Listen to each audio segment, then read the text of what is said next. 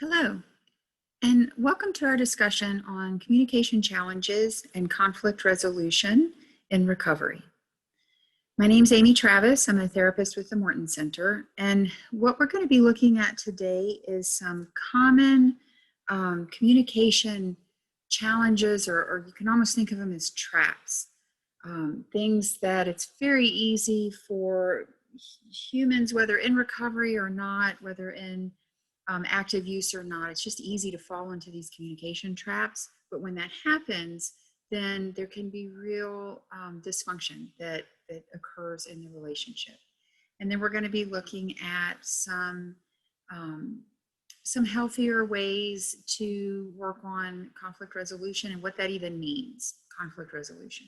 So we will start by looking at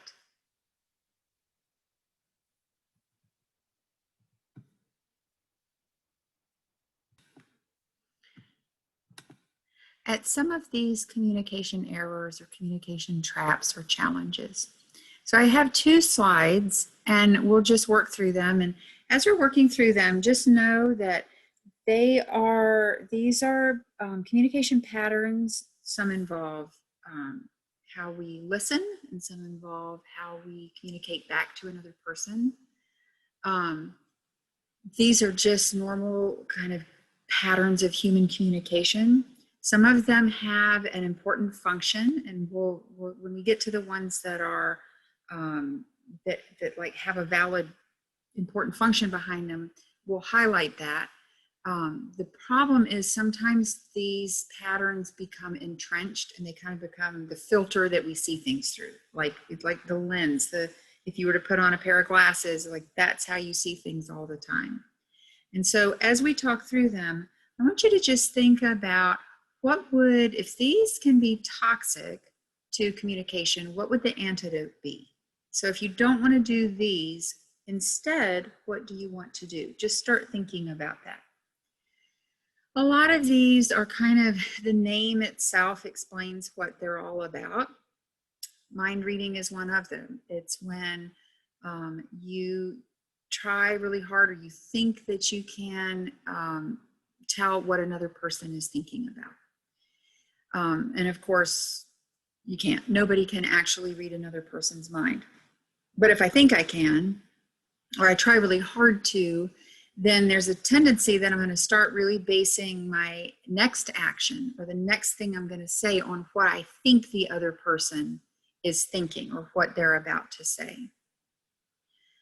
Rehearsing kind of can go hand in hand with that. Rehearsing is when, instead of listening, I'm busy rehearsing what I'm going to say. And sometimes it's because I've attempted to mind read and figure out what they're thinking or what they're about to say. And then instead of listening all the way to the end of what they're saying, I might go into rehearsal mode. And that's when I'm already working on my response and totally missing what's actually being said.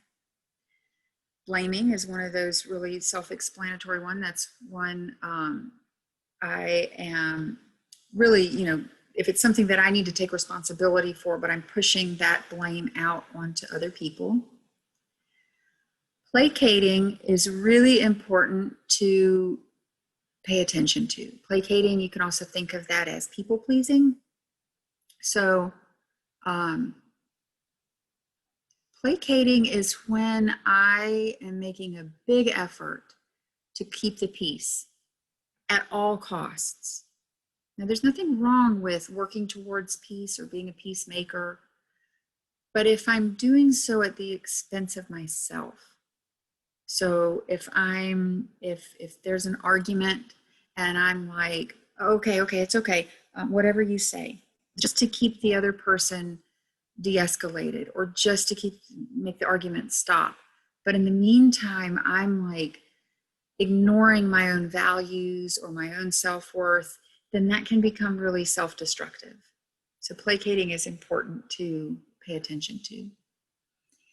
Catastrophizing is when I've become so used to seeing the negative in everything that I'm always looking for like worst case scenarios. It's not, something isn't just going to go bad. It's going to go really bad. It's going to be, it's in my head, it's already a catastrophe. And so I'm like, instead of really staying present in the moment and dealing with the problem as it is, I've gone 100 steps ahead, and I'm, in total catastrophe mode and chaos mode. And that's very exhausting, and it's usually not true. There are catastrophes, but often the things that we think are catastrophes are not. Now, catastrophizing is one of those things that it is an important brain function. Like if we couldn't think of worst case scenario, then you would just walk into a lot of really dangerous situations without having an awareness that it might be dangerous. So the ability to think, to imagine of that worst case, that's a really important survival skill. But if we get stuck in that mode all the time, then we're always going to be escalated emotionally. That has a lot of impact on our physical health. So catastrophizing is something to really watch out for.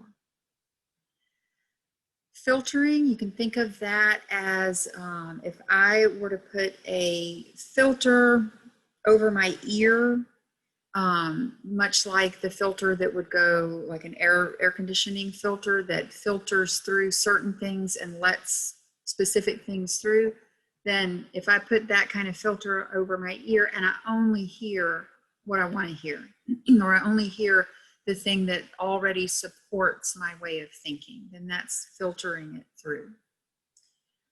Judging, judging kind of goes along with blaming. Judging is making judgments about other people. It also goes hand in hand with having expectations of other people.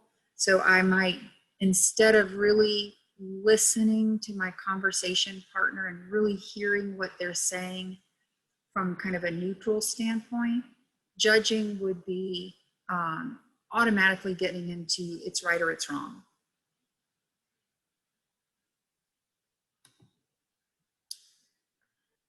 Advising is if I launch right in and tell somebody exactly what they need to do. Now, one of the things to watch out for with advising, it's not that giving advice is inherently wrong or receiving advice from another person.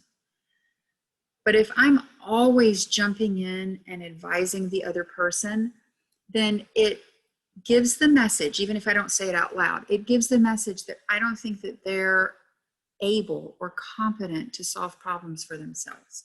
So it's really important, even if you think that you know the best solution for another person, it's important to ask, hey, do you want feedback right now? Would you like some advice, or would you like me to just listen? So that right there is a really important communication skill. Sparring is when you're arguing just for the sake of arguing.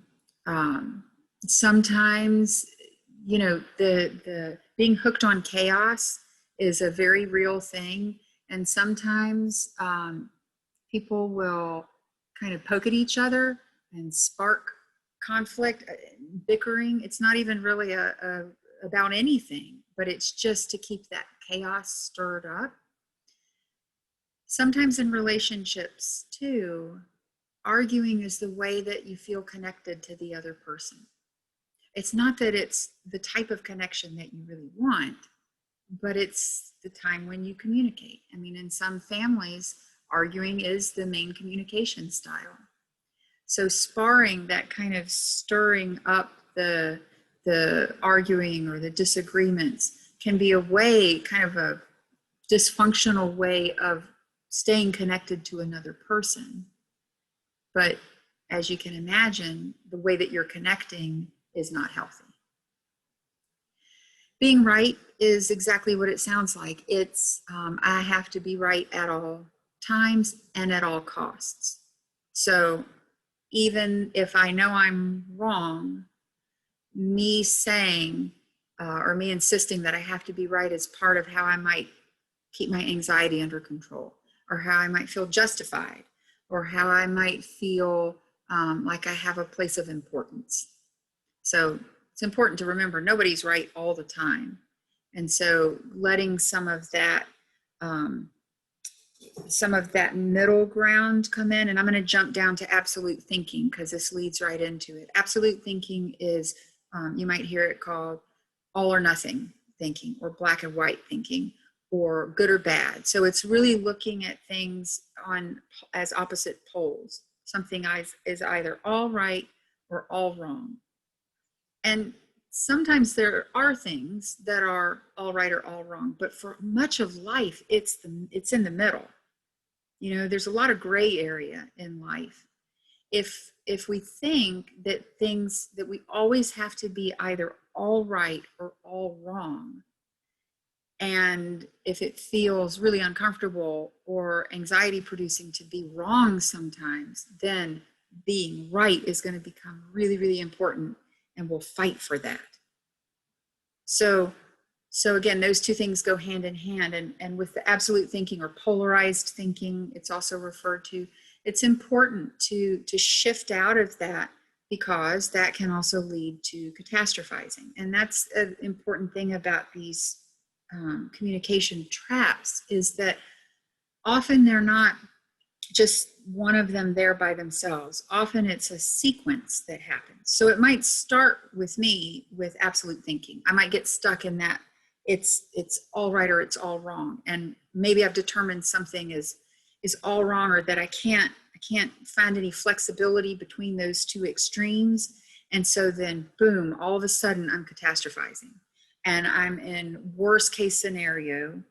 And then instead of listening to the other person, I'm rehearsing, because I'm rehearsing how to get out of this, or I'm going to jump in and I'm going to advise. So you can see how one of these could lead to another. Go back up one to derailing. Derailing is when I might do something to, if you think about a train track, it's literally getting the train onto a different track, because there's something about the conversation that's maybe made me uncomfortable, or raised my anxiety level, or maybe I'm afraid I'm about to get found out about something, or I have to account for my behavior. But for some reason, I'm not okay with the train staying on the track it is, so I'll derail it. Now, a common way that this happens is through humor. And so, let's say that my family is getting into an argument, and that doesn't feel good, and it's scary. And so maybe I'm the one who comes in and cracks a joke, and everybody laughs, and the tension comes down a little bit, and then we kind of move on with our day. And on the surface, it feels like, oh, okay, everything's okay now. But in reality, we haven't really dealt with what the problem is. We just derailed. We just went off in a different direction and left it unresolved. So it's not that humor is a bad thing, but it's just, if it's used to keep you, disengaged, then it's something to think about. We already talked about absolute thinking, so we'll go to emotional shutdown. So that would be where there's just cutoff. It's as if a stone wall is built between me and the other person. And it may be a literal turning of the back, just physically turning away from the other person. It may be ghosting the other person. It may just be I don't answer phone calls or respond to texts or whatever, but it's that I put a big distance between me and the other person emotionally. Now, sometimes that's necessary.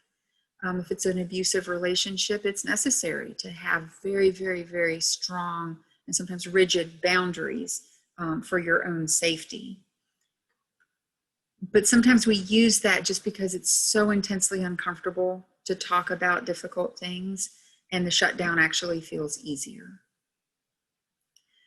So another communication error would be projecting, and that might be where I try to project what I'm thinking or feeling onto another person. So let's say I'm feeling really angry and I don't know what to do with that, and it feels really uncomfortable, and I don't even understand what I'm angry at, well, I may look to my conversation partner and be like, stop being angry with me, or why are you so angry? And maybe they're not angry, but I have projected everything I'm feeling onto them.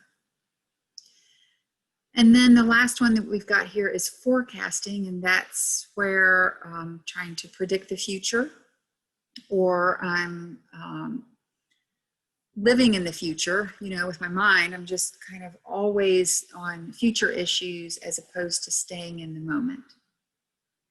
And of course, nobody can really predict the future. We can make educated guesses, but it's important. If you get stuck in forecasting, then you're always trying to be 1 or 2 or 3 steps ahead of your conversation partner. It kind of goes hand in hand with mind reading and even rehearsing. So there's another one that I think bears mentioning, and that's daydreaming. So again, daydreaming in and of itself, it's not a bad thing. It's a really important thing to be able to do, because when we daydream, we think of creative ways to solve problems, or you know, give ourselves maybe for a moment a healthy escape or a different way of thinking about things. But if I'm daydreaming in the middle of a conversation, you know, if my conversation partner starts to get agitated and that feels uncomfortable to me, so I mentally, you know, take a trip to Rome or something, and I'm there and they're in front of me and they're not understanding why I'm not with them or present to them, then it has become disruptive to the connection. So again, like I said in the beginning, there are some of these have some healthy ways of using them, but if they come in as habitual ways of sidetracking a conversation, or blowing up a conversation and not really getting to the heart of what needs to be talked about, then it becomes dysfunctional and disruptive and painful. So I asked you in the beginning to be thinking about what would the antidotes be? What if you don't want to do these things, what would you do instead? And there's a common thread through a lot of these, and that's learning how to stay present in the moment. So instead of forecasting, instead of jumping into the future, actually dealing with the conversation that's right in front of you. Instead of derailing and going off a different direction, staying with it, learning how to stay present and stay with it and handle your own emotions, not push those off onto somebody else, but just really become mindful about you and your experience, your emotional experience, your connection to the other person. So mindfulness practices can be very helpful in learning how to not do all of this. So if you have a therapist that you work with, or you go to a yoga class, or you could download a meditation app, something like that helps with mindfulness awareness and behavior, you know, that can also be working on all of these communication errors. And I also would like to point out that working on one of these will often help improve others as well.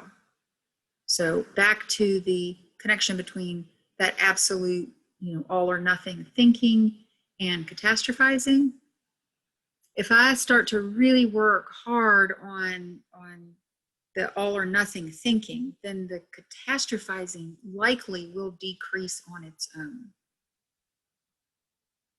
You know, if I work on mindfulness and take a second to really listen what my conversation partner is saying, then my kind of the push to give advice will potentially come down on its own, because maybe once I start to really listen, then I may pick up they're actually not wanting me to fix it. They don't want me to solve this problem. They just need somebody to listen to them. They just need some compassion right now. And if I can pick that up just by listening, I don't even have to advise. I don't have to do that. So again, working on one can work on all of them. So we're looking at all of these in particular, and there's other communication errors and traps that exist, but these in particular are ones that often show up when relationships are trying to heal in the recovery process. You'll often discover that a lot of this stuff is going on. And maybe it originated because when the person was in active substance use, maybe they were using a lot of these things, in order to push people away so that their use wouldn't be challenged. So it could be that. It could be that it originated from kind of the destructive presence of the substances. But it also could be that it's been there your whole life and you didn't even realize it. We learn how to communicate from our early experiences with our early caregivers. And so if you, whoever raised you, whoever you spent a lot of time with, if this stuff was going on, then you likely learned how to do it and it worked. And so that's what we tend to do in adulthood until we learn something different. And where did they learn it? They learned it from their parents or their caregivers, and they learned it from their parents or caregivers. So a lot of this stuff is passed on through our behavior, but in recovery, there's a chance, there's an opportunity to really step back and take a look at it and do something different. You can choose to not do these communication traps. So now we're going to look just briefly at communication styles. Now there's a lot of information on the internet and in classes about these communication styles. So I'm not going to go into huge detail about it, but I'm going to highlight some things that are kind of important to think about in recovery. So there's passive communication, aggressive, passive aggressive, and then what you would think of as the healthier version of communication, and that's assertive communication, or you might hear it called direct communication. Open, direct, and honest. Those are all qualities of assertive communication. So we're going to look at each one of these, again, not in a whole lot of detail, but just to give an idea of what to look for. And if any of this resonates with you, if you read these and you're like, oh, wow, that's me, and I don't want to do that anymore, then now you know the next thing to do. If you identify with passive communication, passive aggressive communication, get some information about what it means to learn how to communicate assertively. Sometimes the impulse is, let's say that you determine that, I do passive communication. Well, sometimes the impulse is, okay, if I'm not going to do that, then I'm going to do the polar opposite of that. Especially if you're one who already kind of falls into that absolute thinking, that extreme thinking. If I'm not going to be passive, then I'm going to really go to the other extreme. But then you're on the aggressive end of the spectrum. So the hope is that you can find that middle ground, that assertive place. And again, there's lots of information about that type of communication. So we're just going to hit some of the highlights. So passive communication is in that style, the individual really does not assert themselves. There's a lot of avoidance going on, avoidance of feelings, feeling your feelings, expressing your feelings or your thoughts or your opinions. Sometimes there is the tendency to take on the feelings or thoughts or opinions of other people. So rather than expressing your own, you kind of feel out the other person, say, okay, they're sad, so then that's what I'm feeling too. Now that's not a logical, it's not like you sit down and think that out and make that decision. It's just more of a reaction to what's going on around you. But in that process, very often you silence your own voice. You don't learn how to advocate for yourself, speak up for your own needs. So very often you get stepped on. Your own rights or your own sense of self-worth gets infringed upon. One of the highlights of this goes back to one of the things we talked about a little bit ago, placating. So that's this tending to apologize frequently, even for things that are not your own responsibility.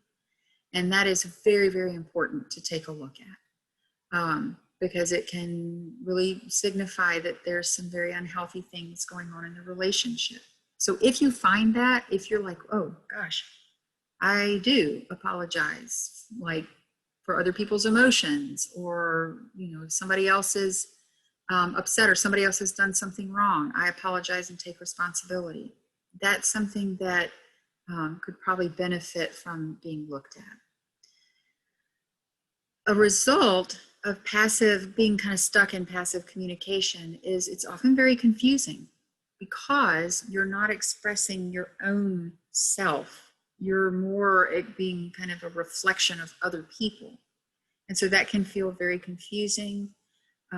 It can increase anxiety. It can even lead to depressive symptoms. And all of that can lead to a lot of resentment, because it does not feel good to have your own voice silenced either by someone else or by yourself. And so resentment can really come out of that.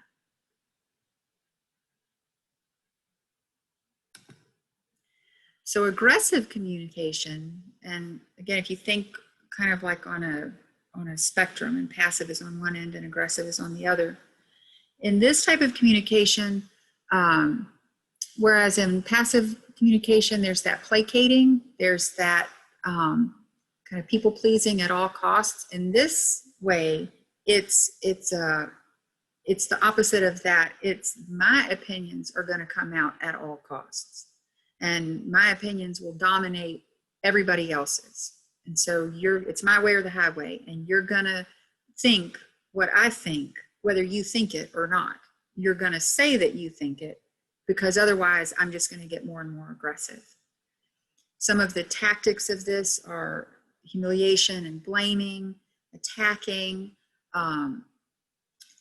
criticism, and even sarcasm can fall into this category.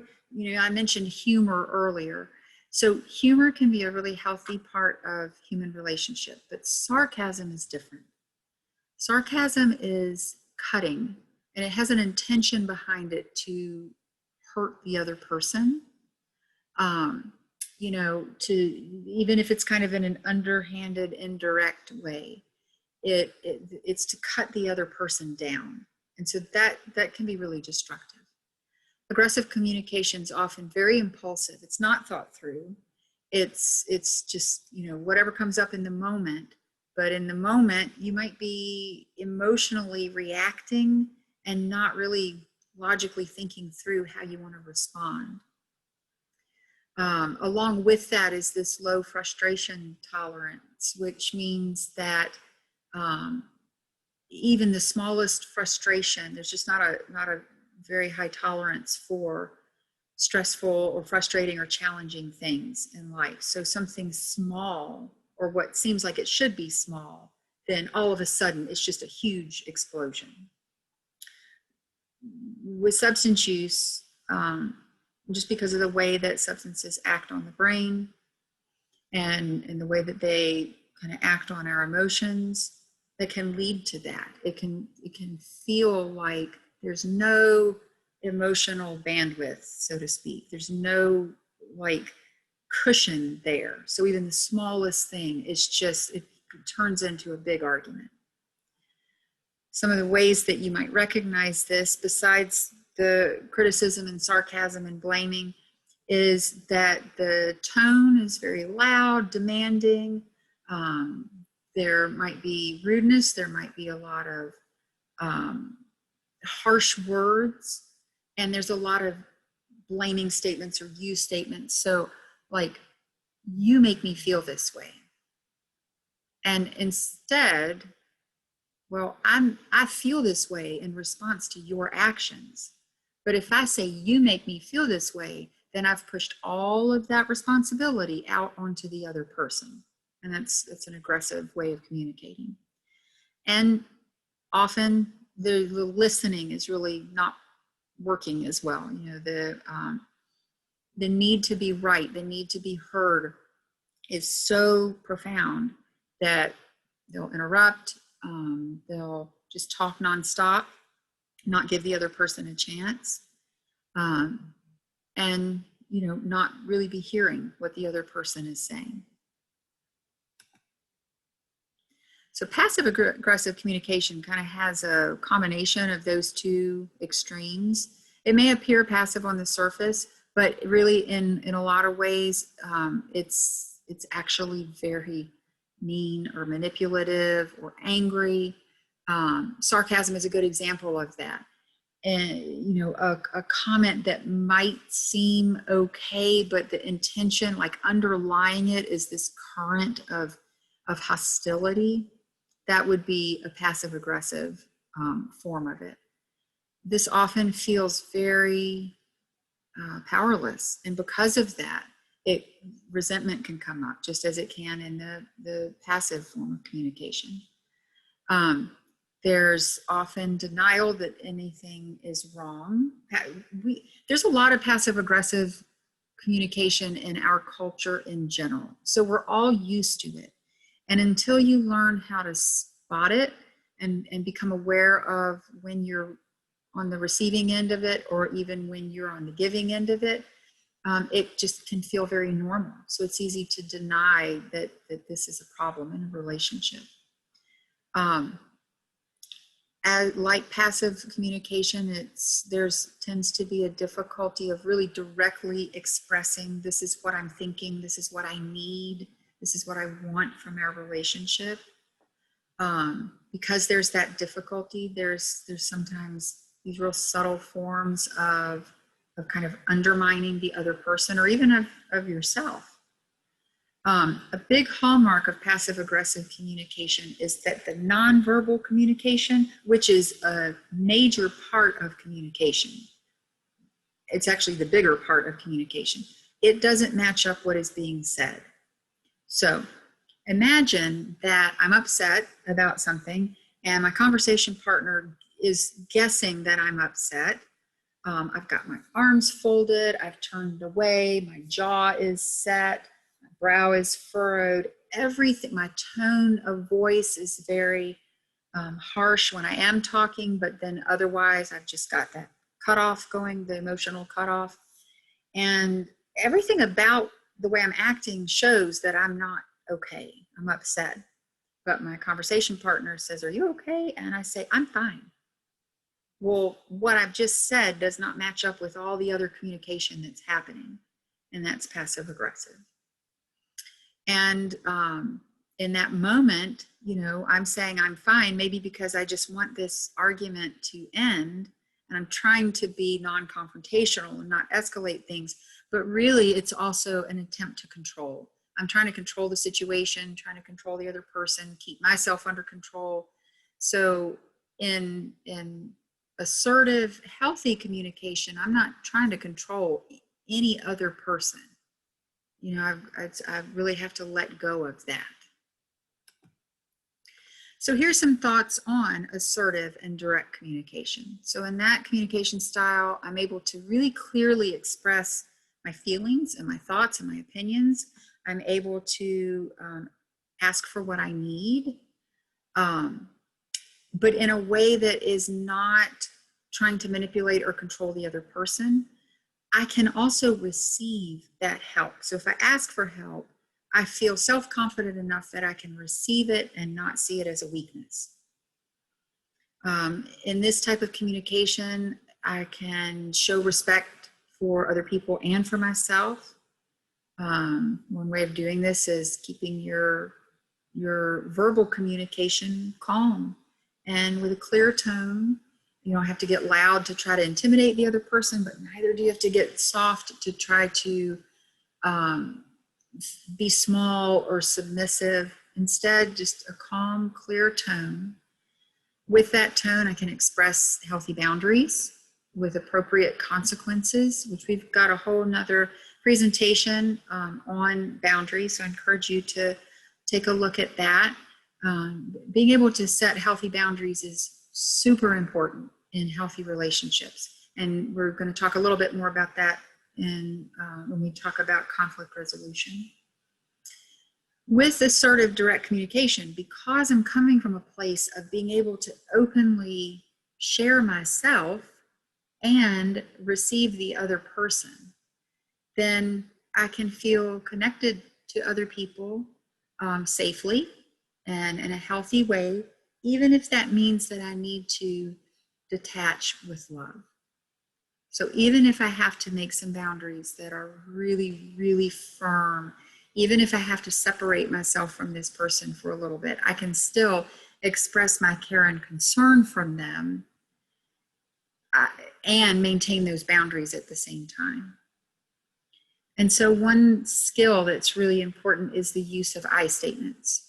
So as on the previous slide, talking about you statements that are really blaming, I statements are very much about, I keep it on me. I keep it on my feelings. So I feel this way about what's going on between us, as opposed to you make me feel this way.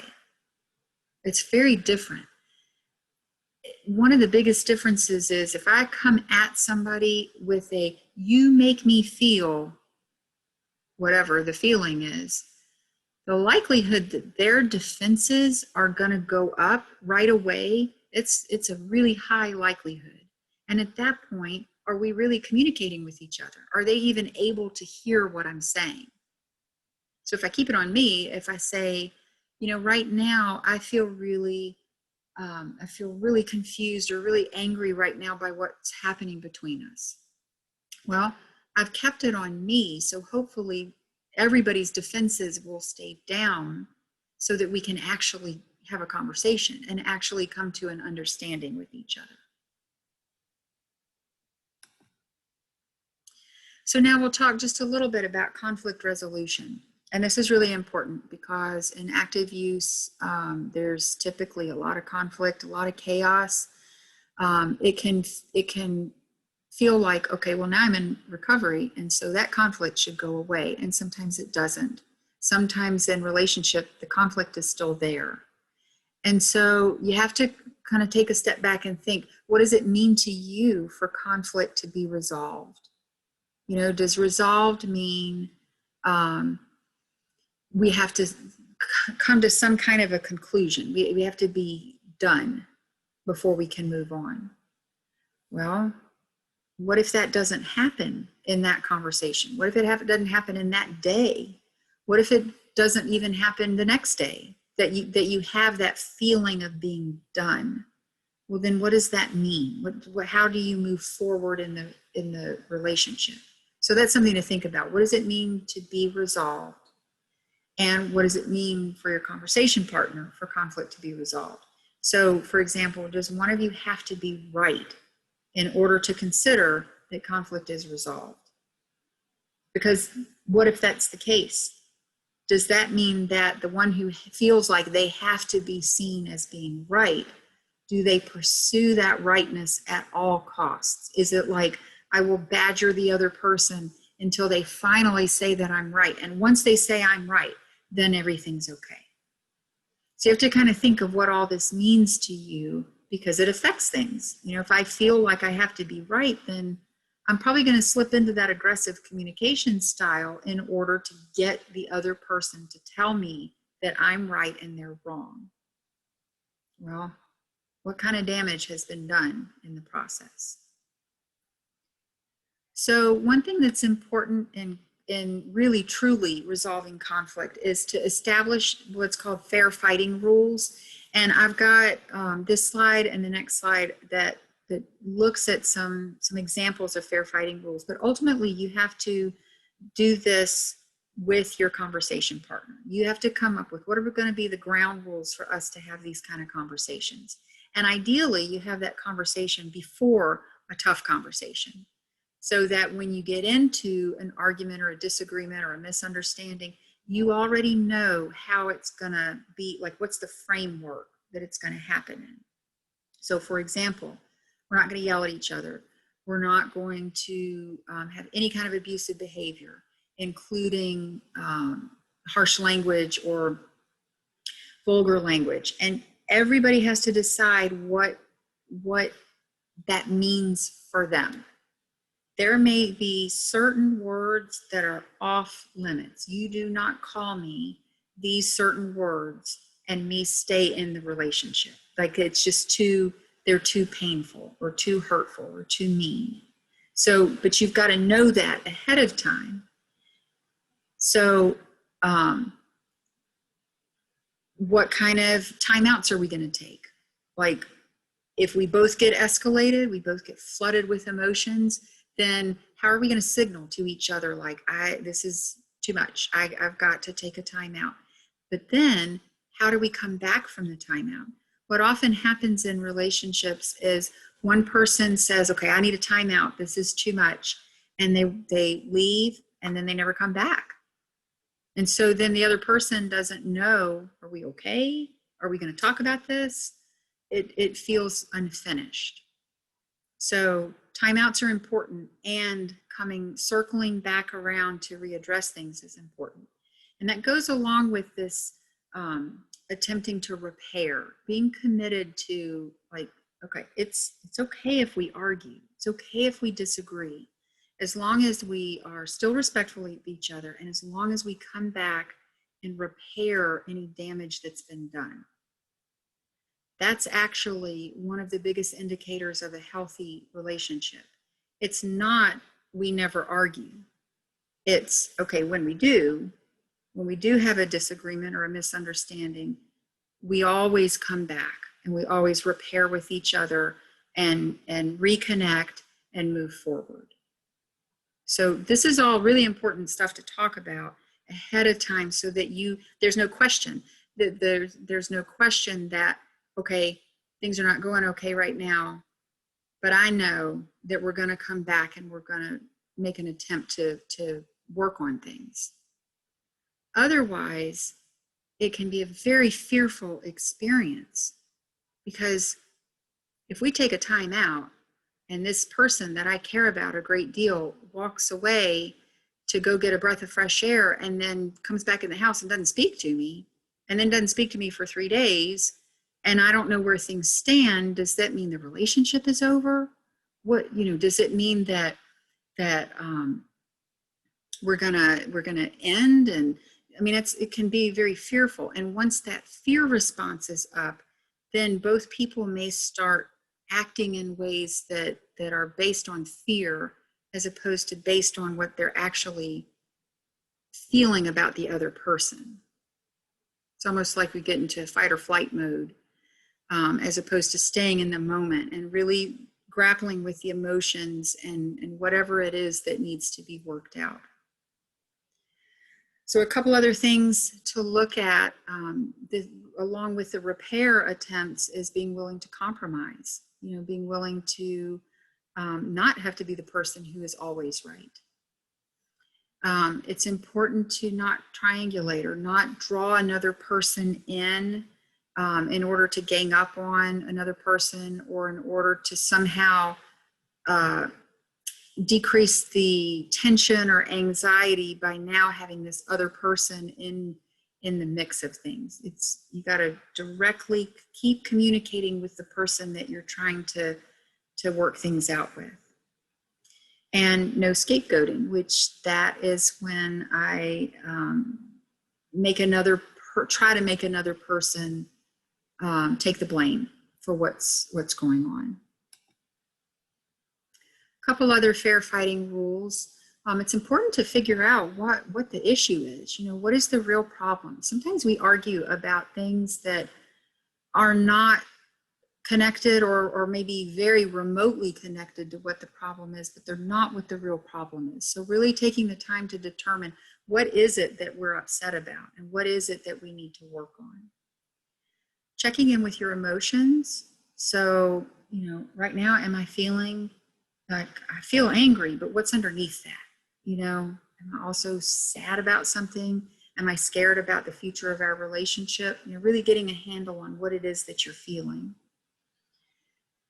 And along with that emotional connection is being willing to take the risk of being vulnerable and expressing that. So saying to the other person, you know, right now I'm super angry and I'm also super scared because this is the 5th argument we've had this week and I'm really afraid for our relationship. Well, that takes a lot of vulnerability to say that, but that's also the heart of the issue. The heart of the issue is maybe I'm really scared about whether or not we're going to be able to be okay. And that's what we need to talk about. Taking turns is important so that it's not just one person kind of overtaking the conversation. And then talked about a little bit ago, no degrading language, and you have to define what that means. Each person has to define what that means to them. And then no stonewalling, none of the emotional cutoff. And so if you think about all of these as basic ground rules, if you know them in advance, then you know that no matter what emotional pain or confusion or whatever it is that you need to bring forth in the conversation, it'll be coming into a safe space as long as both people stick to these rules. So I always encourage people, you know, take this basic list and then make it your own. Add things to it. You know, figure out what you consider to be degrading language. Figure out what a timeout, how long it should be, how you're going to signal to each other to come back, and then practice these things.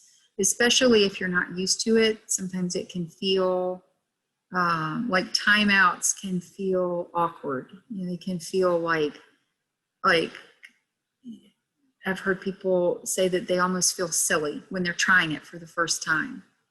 Well, that's because it's something new. If you didn't see your grown-ups model any of this stuff and you're trying it for the very first time in your adult relationships, well, you know, it makes sense that it would feel a little awkward.